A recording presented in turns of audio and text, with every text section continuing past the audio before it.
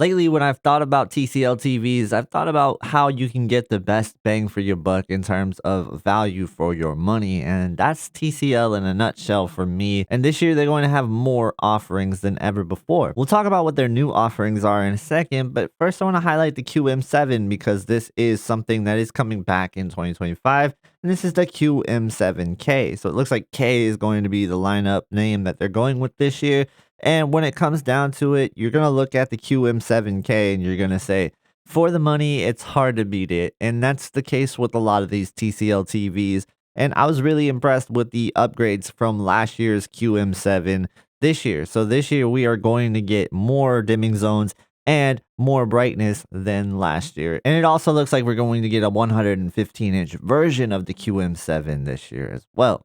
So that's really exciting stuff if you're looking for an ultra large TV and you don't want to spend as much as the QM8 last year, then this one might be a good way to go, but it will still be a little bit expensive. If you think about 115-inch screen, it's hard to find one of those in a good price. So brightness wise, I'm hearing figures up to 3000 nits and zones up to 2500 dimming zones. So the QM7 does look really impressive. Well, what if you can't get to the QM7 and you want something a little bit cheaper than that? Well, they are going to offer this year the QM6K, and this is going to be a mini LED TV, but you will be sacrificing a lot of what I just talked about with the QM7 in terms of dimming zones and brightness. You're just not going to get to that same level, but you will be getting a lot of control over the local dimming. For the price, it's going to be hard to beat.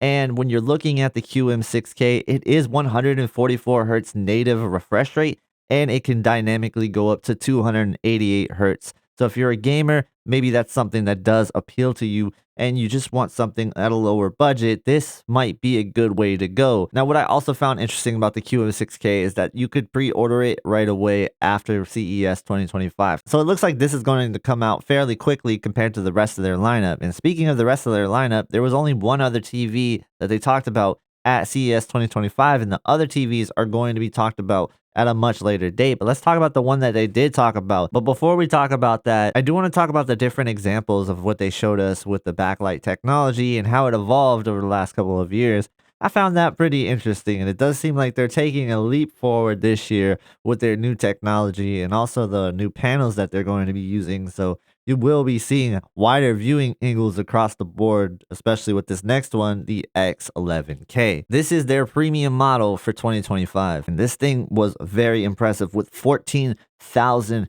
dimming zones. Now, yes, it was a 98-inch TV that I was looking at, so it was hard to not be impressed by this TV. But, I did come away from this TV feeling very impressed because of the local dimming control. It felt like there was almost no blooming in sight. It was definitely harder to tell because there was so much reflections and light bouncing off of TVs. With how the venue is lit, that's just how it's going to be with these TVs. But this one was very bright. They were claiming up to 6,500 nits on these TVs. And I know another question a lot of people ask about this TV is how is the viewing angles, because it's said to use the new viewing angle technology. And the viewing angles were great. They were some of the best viewing angles that I've ever seen from an LCD TV. So that is a good thing to say. It looks like they are going to have their answer to ADS with this panel. And it looks like there's advantages to this panel as well because the contrast looked really special when it came down to the X11K. Now, I don't have a price tag on how much these TVs are going to cost. For that, you're going to have to tune in at a later date. So make sure you subscribe to the channel so you don't miss that information. Thank you guys so much for watching. Have a great day, and I will see you guys in the next one.